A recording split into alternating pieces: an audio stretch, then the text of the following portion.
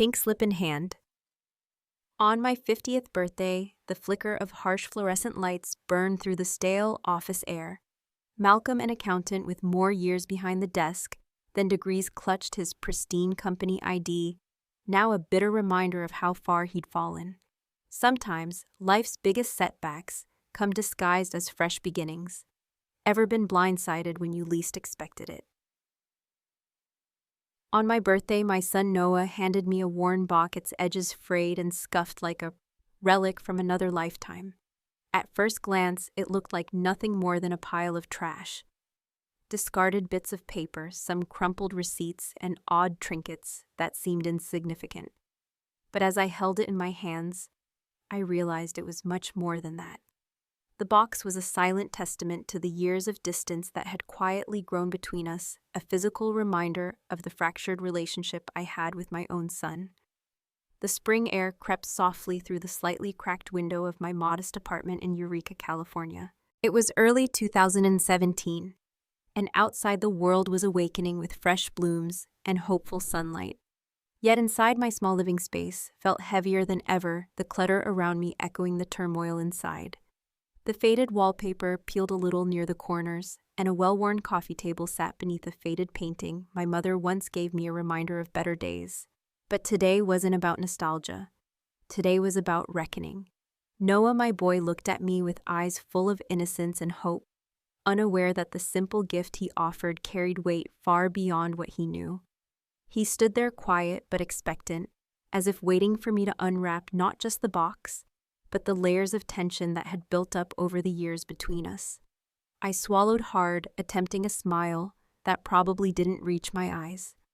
As I peeled back the worn tape sealing the box, my phone buzzed sharply on the side table. The screen lit up with an email notification from Bishop, terse, cold, and unmistakably threatening.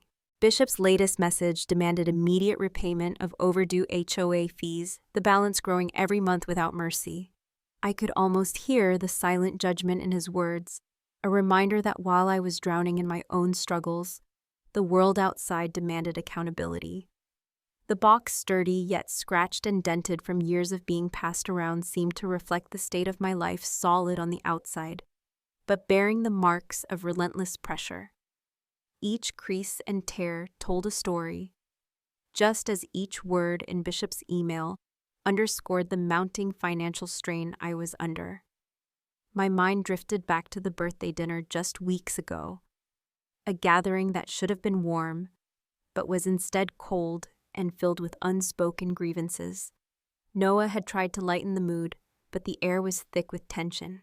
My ex-wife's subtle glances, my son's quiet sadness, and my own exhaustion all mingled beneath the surface. The evening had ended with polite smiles and hollow laughter, the kind that barely masked the cracks forming in our family. Back in the present, I ran my fingers over the contents of the box. A collection of mementos from Noah's childhood. Some broken toys and faded photographs. They weren't trash at all.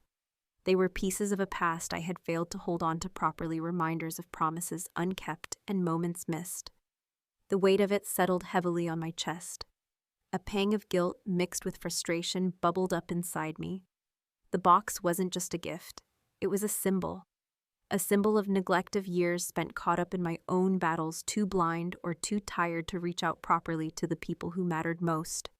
Noah's quiet gesture spoke volumes louder than any argument or confrontation ever could.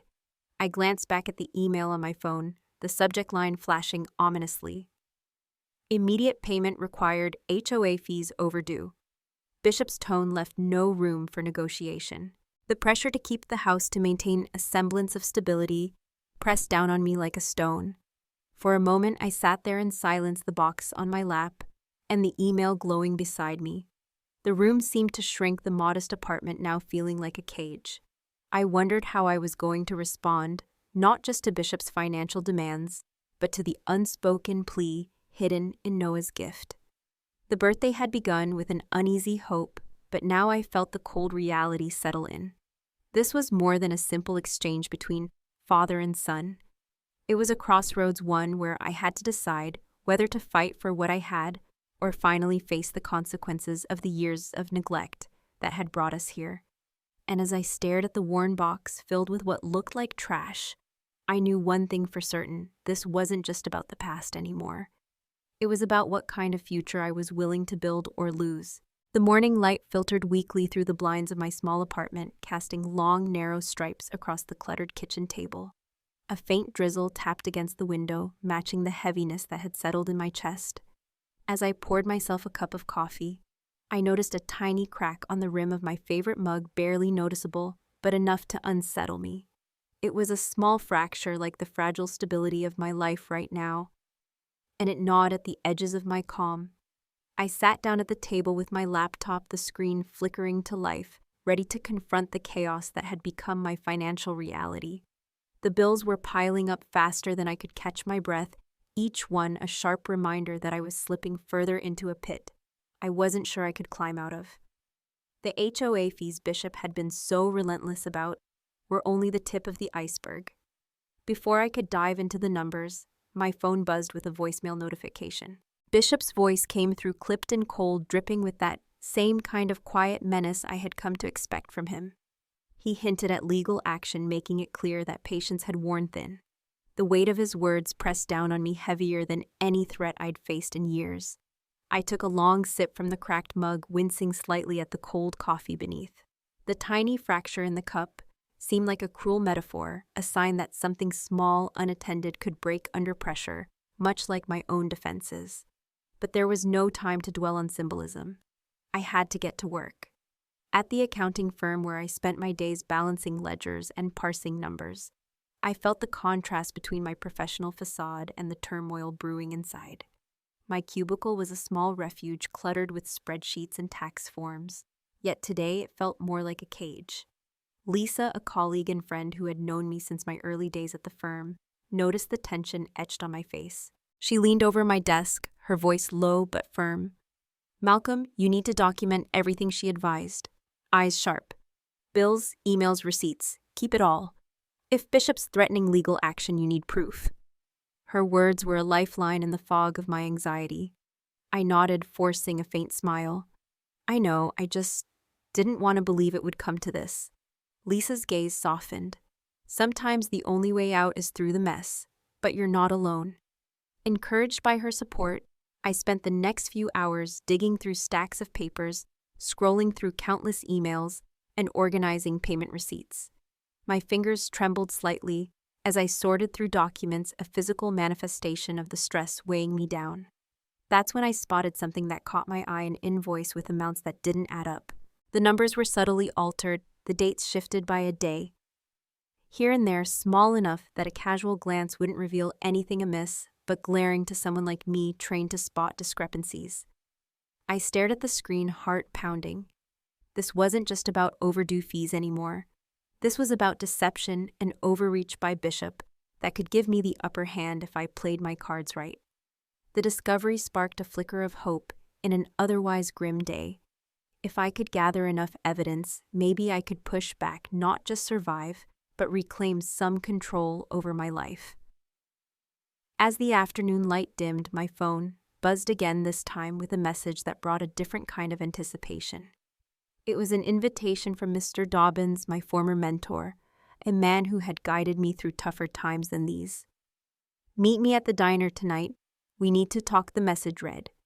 The prospect of seeing Dobbins again stirred something in me. He was the steady hand I needed, the voice of reason in a storm of uncertainty. Maybe with his help, I could start piecing things back together. I glanced once more at the cracked coffee cup. The tiny flaw, now a symbol, not just of fragility, but of resilience. Sometimes even things that seem broken can hold together if you handle them right. I stood up, ready to face the challenges ahead. The road was far from over, but for the first time in a long while, I felt like I had a chance. The local diner was a familiar haven, its worn booths and faded checkered floor a comforting reminder of simpler times. The summer heat pressed gently against the windows, but inside the air was cooler, tinged with the scent of brewed coffee and fried eggs. An old clock hung on the wall, its ticking loud and steady, a persistent reminder that time was slipping away. I slid into a booth where Mr. Dobbins was already waiting. His face weathered but sharp, broke into a warm smile as I approached. The years since we'd last met had done little to dull the wisdom shining in his eyes. "Malcolm," he greeted me, voice steady and calm. "You're facing a mountain, but mountains can be climbed." I sighed, dropping the box Noah had given me onto the table. The box, once sturdy, now marked by a small crack, sat between us like a silent testament to my troubles. It was my first prop symbol, a token of neglect and fractured relationships.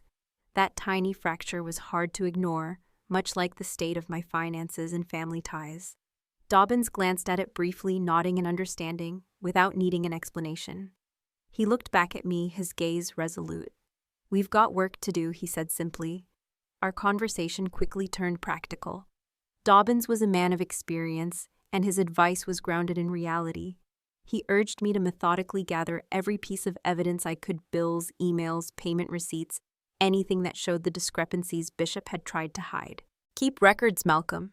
The law respects facts, not threats," he said, tapping the table lightly for emphasis. He shared a story from his own past about a time he'd faced overwhelming odds, a battle against an unjust authority, not unlike what I was up against now. His words weren't just about fighting. They were about endurance, resilience, and knowing when to push and when to stand firm.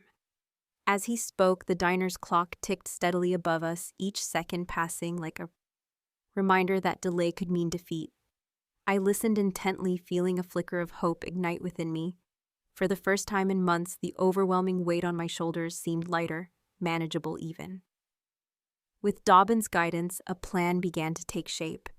We mapped out steps: how to compile my evidence, reach out to neighbors who might be affected by Bishop's heavy-handedness, and start building a community united in resistance. By the time our coffees were half gone, I was committed. This wasn't just about paying overdue fees anymore. It was a fight for dignity, fairness, and maybe even redemption. Before leaving, my eyes drifted back to the box on the table. That crack was more than just physical damage. It symbolized the fractures in my life that needed mending. Dobbins caught my glance. "Sometimes things that seem broken just need the right touch," he said softly. The ticking clock, the cracked box, the worn diner, all pieces of a larger puzzle falling into place. The fight was on, and I wasn't alone. The late autumn light filtered weakly through the thin curtains, casting long shadows across the modest living room. The air felt thick with tension, almost suffocating, as Bishop's agent stood rigidly in front of me, his expression cold and unyielding. The box Noah had given me, the one I'd been so careful with, rested precariously on a nearby shelf. "I'm here with a final warning," the agent said, voice low but firm. "Either you vacate the property or face foreclosure proceedings. The deadline's past due." I met his gaze steadily, feeling the familiar mix of defiance and exhaustion rising within me. "I've told you before," I said, keeping my voice calm but resolute. "I'm not going anywhere without due process. You'll have to prove everything in court." He scoffed, clearly irritated by my persistence. "You're running out of time, Malcolm. This won't end well for you if you keep digging your heels in." As his words hung in the air, the box shifted, perhaps nudged by the agent's sudden movement, and tumbled from the shelf. It hit the floor with a sharp crack. The lid broke open, revealing crumpled papers and old receipts spilling out. The small crack on its surface widened, now clearly visible.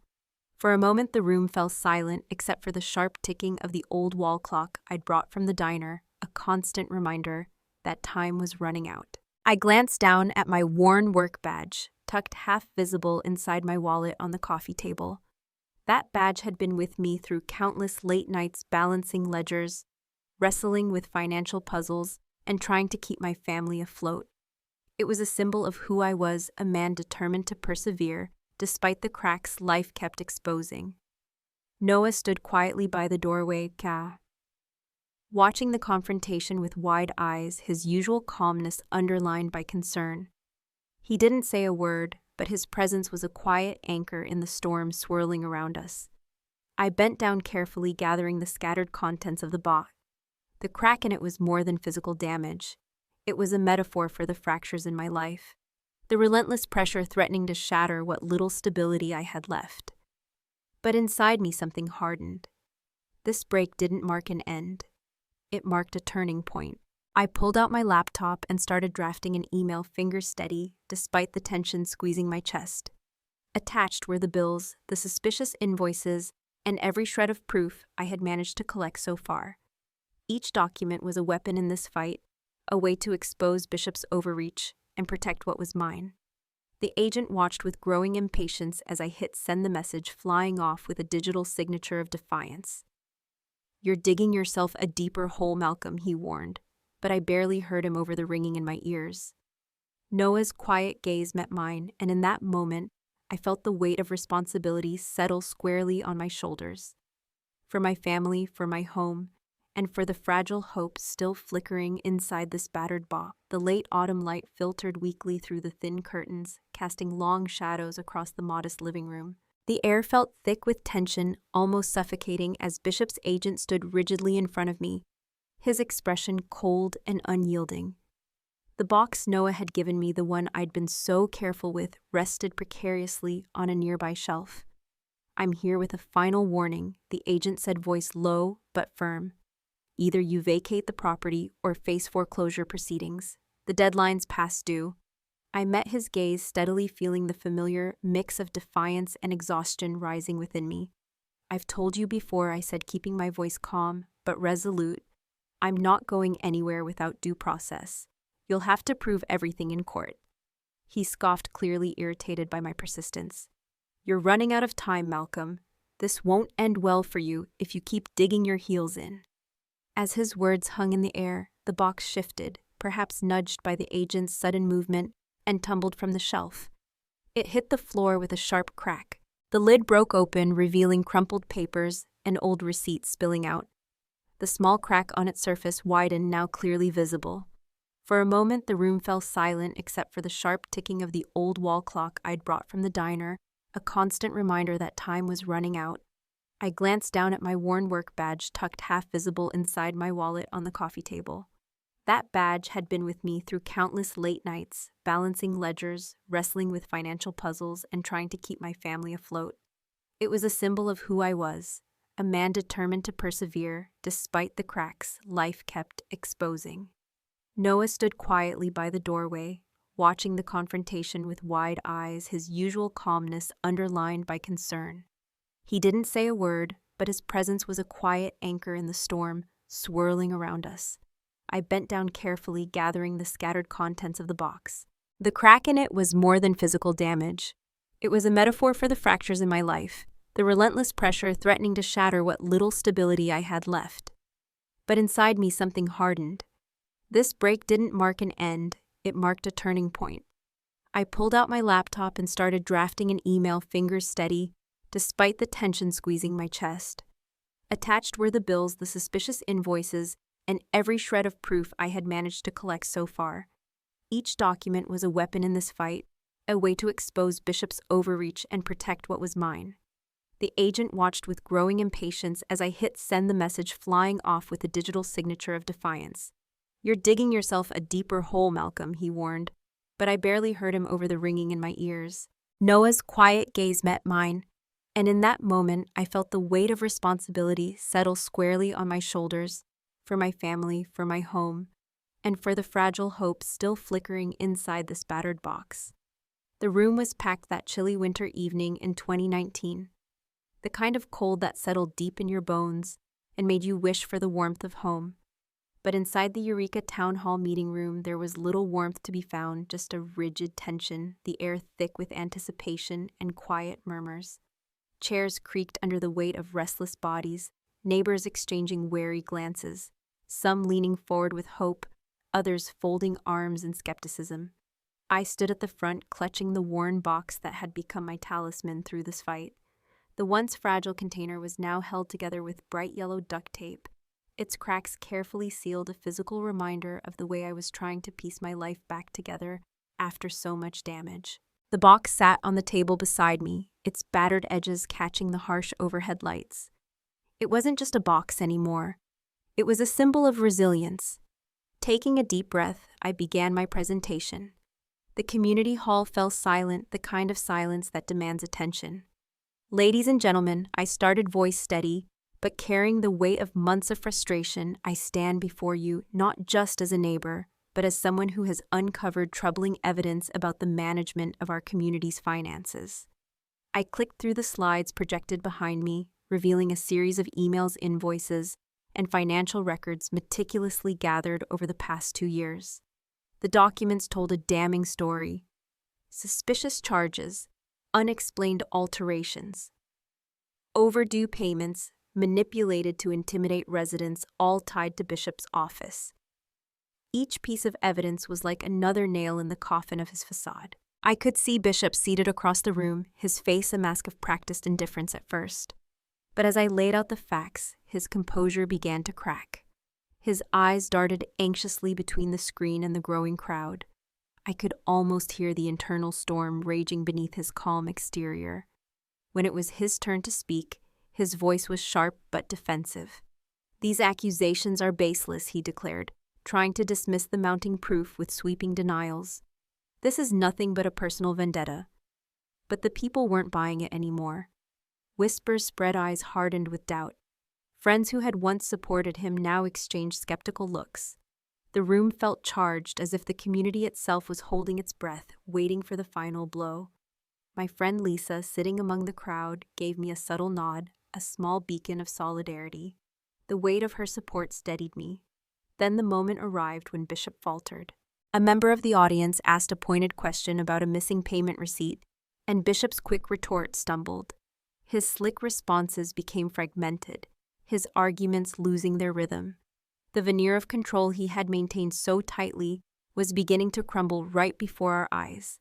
I felt a surge of vindication, but also a cautious hope. The fight was far from over, but the tide had begun to turn. Just as I was about to wrap up, my phone buzzed in my pocket. Glancing discreetly, I saw a voicemail notification from an unknown number. Hesitation flitted through me before I pressed play. The message was cold, threatening a clear warning from Bishop's camp that they were gearing up for legal retaliation. I swallowed hard, feeling the familiar knot of anxiety tighten. But the taped box on the table reminded me broken things could be repaired. And so could I. The mentor's words echoed in my mind from our last meeting. "Stay calm, Malcolm. Keep your focus. The truth is your strongest weapon." I turned back to the room, locking eyes with a few familiar faces. Neighbors who were no longer bystanders, but allies. "This isn't just about me," I said, voice firm. "It's about all of us standing up for what's right." The room erupted in murmurs and tentative applause, a flicker of hope in the cold winter night. The courtroom was colder than I expected. Not just the chill from the old heating system, but a sterile atmosphere of formality and tension that seemed to squeeze the air out of the room. It was spring 2020, and I found myself in the Humboldt County Courthouse, standing on the precipice of what might be the most important battle of my life. The walls echoed with whispered conversations and the shuffle of papers, while the judge's bench loomed over us like a silent sentinel. I gripped my cracked coffee mug tightly, the familiar weight grounding me. The jagged line across its rim was a quiet reminder of everything I'd endured, the fractures, the setbacks, and the slow, steady resolve to keep moving forward, despite it all. It wasn't just a cup. It was a symbol of my journey, much like the taped-up box that had started this fight. The opening statements set the tone. Bishop's lawyer launched into a carefully crafted narrative portraying me as a disgruntled tenant with a vendetta, twisting facts and omitting inconvenient truths. Their voice was sharp, aggressive, and smug, a stark contrast to the calm, methodical demeanor I tried to maintain. Then it was our turn. My lawyer, a sharp-minded woman named Elaine, laid out the case with quiet confidence. She detailed the evidence we'd painstakingly gathered: emails with forged dates, altered invoices, financial records that exposed Bishop's manipulation of our community's funds. Witness statements from neighbors corroborated the story of intimidation and deceit. I watched as the jury absorbed each piece, their expressions shifting from skepticism to concern. Despite the storm brewing around me, I remembered Mr. Dobbin's advice: "Stay grounded, Malcolm. Focus on what you can control." Those words anchored me. Between the tense exchanges, I found moments to breathe deeply, to listen carefully, and to prepare myself for the long haul. The judge's decision to admit our evidence felt like a small victory, but it was a crucial one. Bishop's case visibly weakened. His smirk faltered, replaced by a flash of frustration. The courtroom's atmosphere shifted, the power dynamic beginning to tilt. But the battle was far from over. As we adjourned for the day, a new threat loomed. Bishop's team hinted at plans to discredit me personally, digging into my past, questioning my character, trying to undermine everything I stood for. It was a brutal tactic, one that threatened to turn the fight into something far messier and more painful. I stared down at my coffee mug again, noticing a fresh chip along the rim. It was a stark reminder that the road ahead was fraught with challenges, but also that cracks didn't mean collapse. They could be patched, made stronger. The courtroom doors closed behind me with a finality that felt heavy.